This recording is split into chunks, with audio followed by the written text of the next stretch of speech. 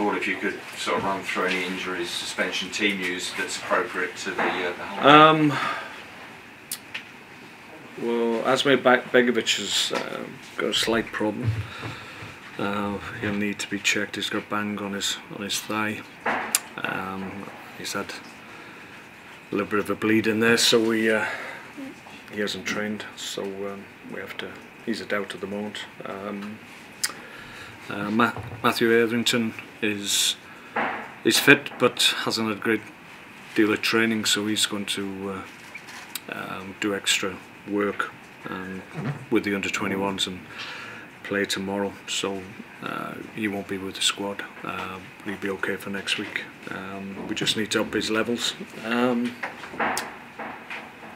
apart from that, unless you remind me, I think that's it. I was just going to say, Houth's obviously long-term, and Waters is suspended. Yeah, Robert's doing really well. I'm very pleased with his progress. He's doing functional work now, so it's only two weeks since his operation, so we're really pleased where he is. So hopefully, if everything keeps progressing, maybe by the end of next week he'll be able to join in. How much of a feel-good bounce did that Chelsea victory do, not just for you and the players, but for the whole club? Yeah, it was a big result, obviously. I mean, it was probably outside of the club, and maybe to a certain extent inside the club. Probably not many people thought we could win, but we didn't go into the game with apprehension. We were looking forward to it. It was a difficult fixture, but in fairness, as the game progressed, we had a slow start and conceded, but got ourselves back into the game in the first half. We're able to hang on somewhat at times because of their quality, but second half I thought we were excellent and really deserved the win in my view. And yeah, and as a consequence, confidence is really high. I think we've done okay of late. I think the last 6 games in terms of form, I think we're probably, I think I checked the other day, I think something like 8th in the Premier League in terms of form, so we're not doing badly. We had a poor performance last time out at Everton away from home, so we obviously want to be better in that regard, going up against Hull, but apart from that we've done okay. With due respect to your home form, which is tremendous, it's your away form that's been the Achilles heel this season, just one win so far. And I guess what you'd be hoping for is some sort of good reaction from the players to this away fixture at home. Yeah, well, we'd like to think on the back of the Chelsea result, and more importantly the performance, in terms of confidence and understanding what's required, I think, yeah, it will certainly help us. We've set a standard that we need to maintain and hit consistently from now to the end of the season. If we do that, then we'll have an exceptional season in my view. But it's difficult away from home in the Premier League. Very difficult. Everybody has problems picking up positive results, and we're no different to a lot of teams in the Premier League. But we've performed okay. We've gone to places like the Emirates and Old Trafford and performed really well without getting any reward. Went to West Ham, which is historically a difficult place to get points, but we were able to get maximum points. So there's been games where we've done okay, other games where we haven't hit the levels we know we can. Namely the Everton last time out when we were poor on the day, but Everton were very good. So I think what we want to see and hope to see is that we take the confidence that we had from the Chelsea game and performance, and that helps us in terms of a performance against Hull. How impressed have you been by Hull? Because they've done very probably well. Surprised a lot of people this year. Yeah, they picked up points on a pretty regular basis. They've changed the way they play. They've gone 2 or 3 at the back, and that seems to have helped them just in recent games, and they look quite solid, certainly in central areas, so it's difficult to break them down, so that gives them a good solid base. So it won't be easy, but we've just got to be positive in terms of what we do. But certainly Hull will be buoyed by their performances of late. They had a setback, obviously get beaten by Crystal Palace at home, but bounced almost immediately back against Liverpool and had a fantastic result against them. So the potential in their team is there for everybody to see. you've come up against Steve Bruce a lot of times, and one thing he does do is he gets the best out of the players he's got. He utilises the players really well. Yeah, he's got a good group in fairness, and they spent a little bit of money. They brought in the likes of Huddleston and players of that ilk, and they've obviously gone into the loan market as well, and that's helped them. So on paper they're a good team. They've got a lot of quality. They've got a number of players that have been in and around the Premier League for a long time, so they've got that experience as well. So no, they're in decent shape. I'm sure they'll be really delighted with their points total at this point of the season. You're hoping this Chelsea feel-good factor will be the catalyst to push you on a bit, because you've been pretty satisfied, as you said, with the last few games. Well, yeah, I think if we look at our points at the moment in terms of what we set ourselves at this stage of the season, we're near as damn it smack on where we thought we would be, given the teams we were going to play in the opening period of the season. So yeah, we're progressing. We're going in the right direction. We're getting points on the board on a reasonably regular basis, and if we continue to do that, then we'll have a good season. Just one question away from Stoke City. How disturbed have you been this week about the news of match fixing, or allegations, shall we say, of match fixing? Well, it's a worry for everybody involved in football. It's something that has raised its head. I've never been aware of it, certainly not in my time as a player or as a manager.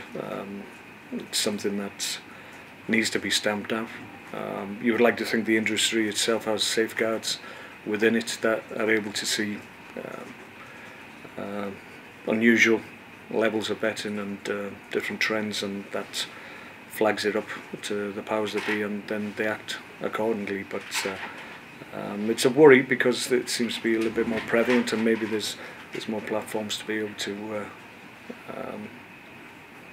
go to the market and put bets on. So you just hope that people are vigilant and make sure it's stamped out. Presumably you've got a strong education process here for some of the young players, just to warn them of the dangers that they could be getting into. Yeah, I'm sure that's the case. I'm sure that's the case at most academies and clubs as a whole. It's an awareness of the right and wrongs, and obviously it's not something that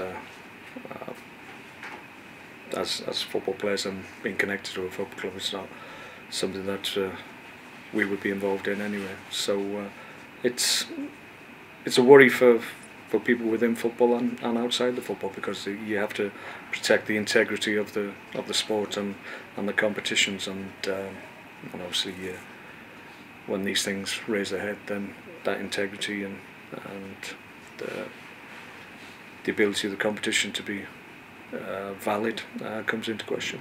Thank you. Mark, you described the Chelsea win as a big win. I'd go as far as saying it's a historic win, and one that supporters will be talking about for years to come. Mm-hmm. But what does it mean to you and your management and your coaching staff behind the scenes? Well, it was satisfying because it was a job well done on the day. I think a lot of things came together in the performance.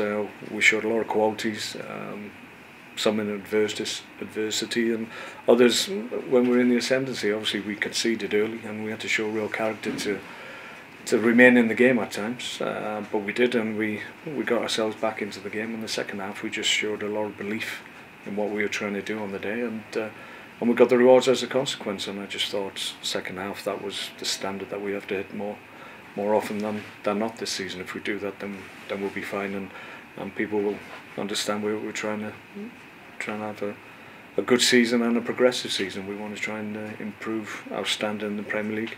We're doing okay at the moment, but we want to be in the top half if we can. An excellent win, but this weekend you've got different opponents, very different opponents. It's Hull, Kingston Tiger, Rovers, City, whatever they're going to be called this week. And a lot of people will be expecting a good result after Chelsea. Is that expectation going to work against you? Well, we mustn't allow that, but there is the potential that people get ahead of themselves, and I think as a consequence of winning one of the top teams in the Premier League, it's a given that we'll score goals and beat a less elevated team, if that's the right phrase. So we're mindful of the fact that if we're going into a game against a whole team that are a good side, certainly at home. We know it's a test. Every game in the Premier League it never changes. Every game is different. Every game presents a real challenge for you, and then irrespective of who you're going up against, if you're not right on the day, then you can be beaten, and that's been proved this year from ourselves, our own experiences and experiences of other clubs in the Premier League. It seems that there's a lot of clubs who have the capacity to beat the top teams. The bottom teams can beat the middle teams, and it's just really a real strange season at the moment. It seems just to be a top half and a bottom half rather than top six, middle six, and how it usually is. So there's the potential to win against anybody in the Premier League this year, it seems, and lose, of course. You're up against Steve Bruce, obviously, quite a character. Does the character of the manager that you're up against have any effect on the way you prepare for these games? Not really. No. You're looking. At the end of the day, you as the manager, you can do so much, and then you have to allow them to go over the white line and hopefully execute what you've told them to do. I suppose that's the top and bottom of it. You can obviously instill certain things and certain traits of your own personality into the team, and they sometimes come to the fore, but it's about organisation and giving the players the right information and allowing them the opportunity to execute what you want to do. What I meant by that was is it sort of like a battle of wits sometimes before and during the game between you and the other managers? You watch what they do. And this. Well, yeah, I think that happens during the course of the game. You have to react to certain things, and if an opposing manager makes a positive move, then you have to be able to either preempt it or actually negate the threat that the change is made. So it's constantly evolving a Premier League game, so you have to be on the ball. Okay. Thank you. Thank you very much.